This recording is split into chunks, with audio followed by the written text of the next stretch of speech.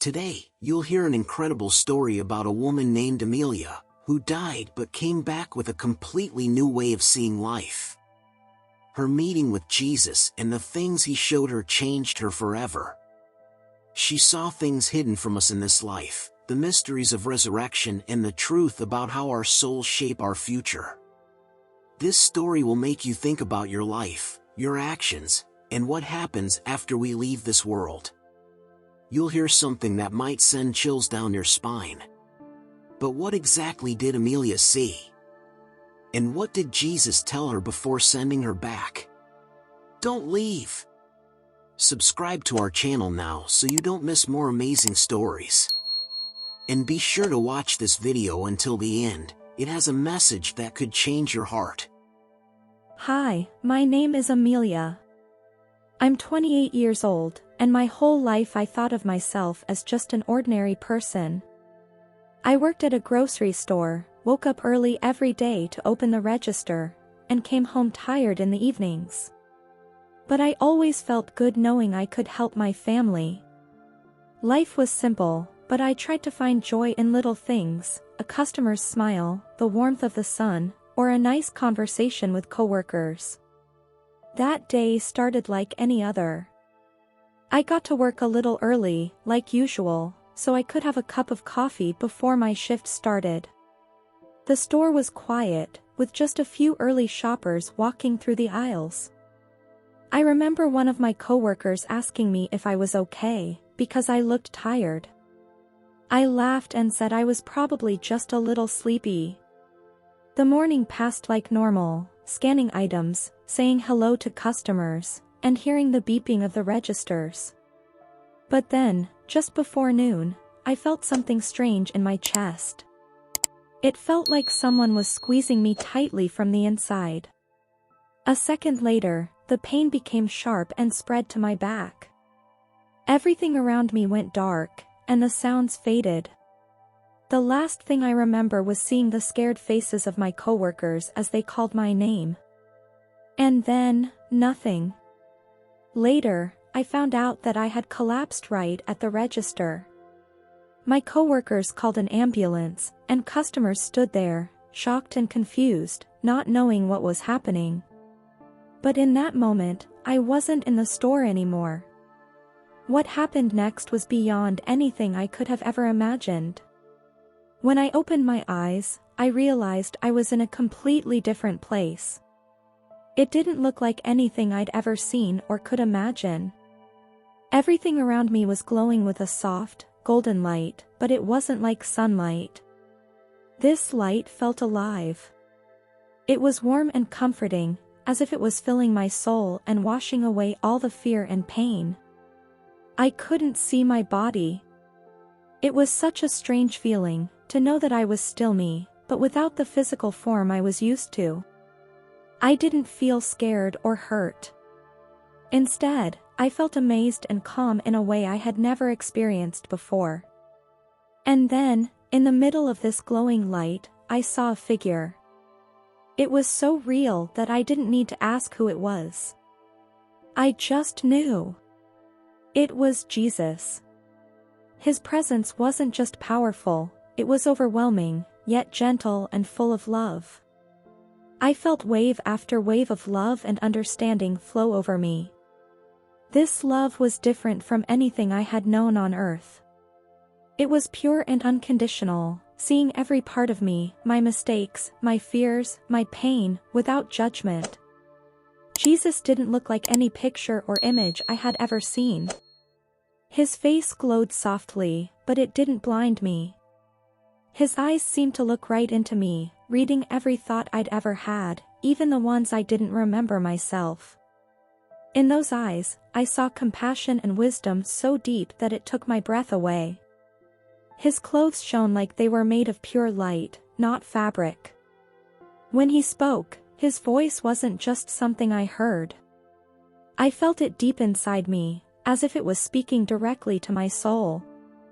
It was the warmest, most comforting voice I had ever heard. He said, "Amelia, don't be afraid. You're here because I want to show you something important." At that moment, I felt so many emotions at once. I was amazed to be in his presence, but I also felt a deep sense of reverence. It wasn't fear, but an overwhelming awareness of his greatness. My heart was beating so fast, I thought it might burst. Everything I had ever learned about him from church or the Bible seemed so small compared to standing there with him. When Jesus reached out his hand, I felt a surge of energy and peace flow into me. In that moment, I forgot everything, my life, the people waiting for me, everything but him. I couldn't speak. I could only listen and feel. "You don't understand everything now," he said, and there was so much kindness in his voice that I couldn't hold back my tears. But they weren't tears of sadness, they were tears of release, like a weight had been lifted from me. "I will show you what you need to know." He took my hand, and I felt the space around me begin to change. The light grew brighter, and visions began to form all around us. What I saw next would change my life forever. As Jesus led me further, the space around us began to change. The glowing light softened, and everything turned into what looked like a giant stage. I saw images that felt both real and far beyond my understanding. What I witnessed shook me to my core. Before me appeared people, so many of them, each one unique. They seemed to be in different places, like they were in their own worlds, but somehow, I could see all of them at once. The first thing that caught my attention was their bodies. They weren't like the bodies we have now. These bodies glowed, and the light came from inside them, reflecting who these people really were. Jesus began to explain, "After the resurrection, your bodies will be different. They will be free from all the limitations you know now. There will be no pain, no sickness, no aging. But most importantly, these bodies will reflect your soul." His words were both inspiring and terrifying. I realized these bodies weren't just physical forms. They were like mirrors of the person's inner self. Some bodies shone brightly, filling the space around them with peace and joy. These people looked almost angelic. Their faces radiated calmness, and their movements were graceful, like dancers. I felt their light was the result of a life filled with love, faith, and kindness. But then I saw others, and what I saw made me shudder. These bodies were distorted. Their skin looked dull, as if it absorbed light instead of reflecting it. Some were deformed, and their eyes were full of pain and sorrow. I couldn't look away, even though I wanted to. Jesus gently said, "These bodies are the result of their choices. They rejected the light I offered them, and their souls became reflections of the darkness they chose." His words cut through me like a knife. I understood these people weren't being punished by someone else. Their bodies simply showed what they had carried inside their souls their entire lives. I saw one woman whose body was especially twisted. She stood as though the weight of her own existence was crushing her. Jesus noticed my gaze and said, "Her soul was full of bitterness and anger. She never sought forgiveness, even though I was ready to give it to her." Tears streamed down my face. I couldn't believe what I was seeing. But Jesus showed me something else. I saw a man whose body shone like a star. Just looking at him filled me with joy. "This man lived with faith and love," Jesus said. "He wasn't perfect, but he sought me, and I was with him." Every body told a story. They were like open books that couldn't be closed or rewritten. I realized that at the moment of resurrection, there are no more secrets. Everything we are becomes visible. When the vision ended, I turned to Jesus with fear in my voice and asked, "What about me? What will my body look like?" He looked at me with such love that my heart trembled. "Your journey isn't over yet," he said. But you have a choice, and I will always be here to help you." His words stayed with me. I understood that our future is shaped by the choices we make today. We are the ones building who we will be in eternity. This wasn't a threat, it was a truth I needed to accept and share with others. When the visions ended, I felt an overwhelming emptiness. It was as though time itself had stopped. I stood before Jesus, feeling both relief and a heavy weight in my heart. His eyes, filled with love and wisdom, looked straight into my soul. I knew I had to return, but the thought of leaving was unbearable. "You must share what you've seen," he said with gentle determination. "People need to know the truth I've shown you." I couldn't stop the tears. "But I don't want to go back," I said, feeling the tears stream down my face. "There's so much pain and unfairness on earth. Here, I feel at home. Here, it's peaceful." Jesus stepped closer, and I felt his presence fill me with comfort. "Amelia," he said, "I am with you always, both here and on earth. You are not alone. But your time hasn't come yet. You have a mission, and only you can fulfill it."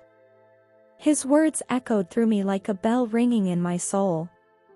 I knew I couldn't argue. His voice left no room for doubt, yet it carried such kindness that I felt stronger than ever before. He extended his hand, and as I touched it, I felt warmth and soft light envelop me. Suddenly, the light around me started to fade. Everything became blurry, as if I was being pulled backward into a swirling vortex. I tried to hold on, but I was being drawn away. My heart ached as I felt the connection to that world slipping away. I didn't want to lose it. I didn't want to lose him. I woke up with a jolt. My lungs filled with air, and I felt pain shoot through my body. When I opened my eyes, I saw the bright lights of the hospital ceiling. Doctors were shouting something, and a nurse was holding my hand. My chest burned with pain, and I heard one of the doctors say, "We got her back." But my mind was still there, in that other place. Tears streamed down my face, but they weren't just tears of pain. They were tears of loss and gratitude. I had returned. I was scared, but I knew my life would never be the same. Lying in the hospital bed, I stared at the ceiling. The words Jesus had spoken echoed in my mind, "You must share what you've seen." I realized that I had been given a second chance, not just to live, but to fulfill my mission. At the same time, I felt a deep connection to the light and the love I had experienced there. I didn't know how to tell people about what I had seen. But I knew one thing: this wasn't the end. It was only the beginning of a journey I had to take. Now, I'm here to share my story with you. Our lives are more than just daily routines. Every choice we make, every action we take, shapes who will be in eternity. Our resurrected bodies will reflect our souls. Can you imagine yourself in a body that shines with light, or in one that's filled with darkness? The choice is ours to make, right here, right now. I hope my story makes you think. We're not immortal in this life, but we have the chance to prepare for the eternal one. I pray that you choose the light. This story of Amelia is not just about what she experienced. It's a reminder to all of us that life is preparation for something greater than we can imagine. Maybe her story touched your heart, or perhaps it helped answer some questions you've been asking. If her story moved you, please share your thoughts in the comments. We'd love to hear what you think. Don't forget to like this video if you believe stories like this should be shared with more people. And of course, subscribe to our channel so you don't miss more inspiring and amazing stories. Thank you for being with us. See you in the next video.